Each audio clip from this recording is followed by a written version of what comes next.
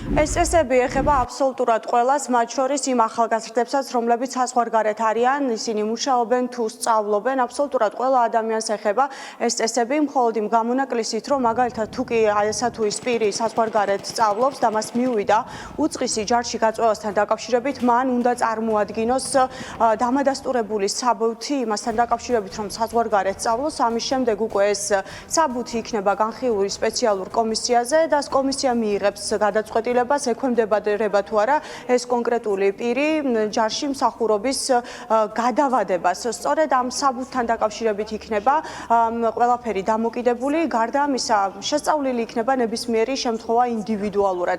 იქნება ეს სწავლა საზღვარგარეთ თუ მაგალითად ადამიანი მუშაობს საზღვარგარეთ ან კურნალობს, აბსოლუტურად ყველა მათგანმა რეაგირება უნდა მოახდინოს, უკუპასუხი უნდა დააბრუნოს და ამის შემდეგ უკვე კომისია ინდივიდუალურად იმსჯელებს გადაუადოს თუ არა მათ სავალდებულო სამხედრო სამსახური. გარდა ამისა, ის ცვლილებები, რომელსაც დღეს პირველი მოსმენით თავდაცვის კომიტეტის ხდომაზე მხარი დაუჭირეს, ითვალისწინებს იმასაც, რომ საიტზე ატვირთვის დროს უწყისი უკვე ჩაბარებულად იქნება ჩათვლილი. როგორც თავდაცვის მინისტრის მოადგილემ ჩვენთან საუბარში განაცხადა, უწყისის საიტზე ატვირთვა ყველაზე ბოლო პროცედურაა და თუ კი სხვა შემთხვევებში ვერ მოხდა პირთან დაკავშირება, თუ კი პირი უკავშირზე არ გამოვიდა, მაშინ მან უკვე სასამართლოში უნდა იდაოს თუ ჩათვლის, რომ მას უწყისი ჩაბარებულად ჩაეთვალა და მას რაიმე დარღვევა დაუფიქსირდება. იგივე ხდება იმ შემთხვევაშიც, თუ კი პირი ვერ წაიკითხავს შეტყობინებას, რომელიც SMS-ის სახით მას ტელეფონზე გაეგზავნება, თუ კი ვერ წაიკითხავს ელექტრონულ შეტყობინებას ან ფოსტით მისულ შეტყობინებას და უწყის, ამ შემთხვევაში პირი იდავებს სასამართლოში და გაუმტყუნებელი განაჩენის შემთხვევაში ის დაჯარიმდება.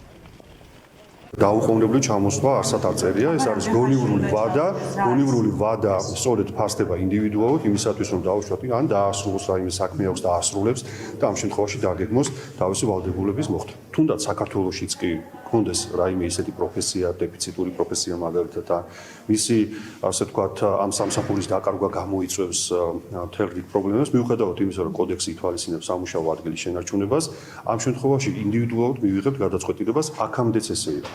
ჩვენ სიახლე რაიმე საიტზე ატვირთვის არ შემოგვაქვს. ეს წლებია უკვე ეს მექანიზმი არსებობს, როგორც სხვა სახელმწიფო უწყებებში და სასამართლოში მაგალითად, ასევე თავდაცვის სამინისტროშიც. შესაძლებელია მართლაც იყოს ობიექტური მიზეზი, რამისთვის ეს ცნობილი არ გახდა და მაშინ ამაზე უნდა იმსჯელოს შემდეგ სასამართლო.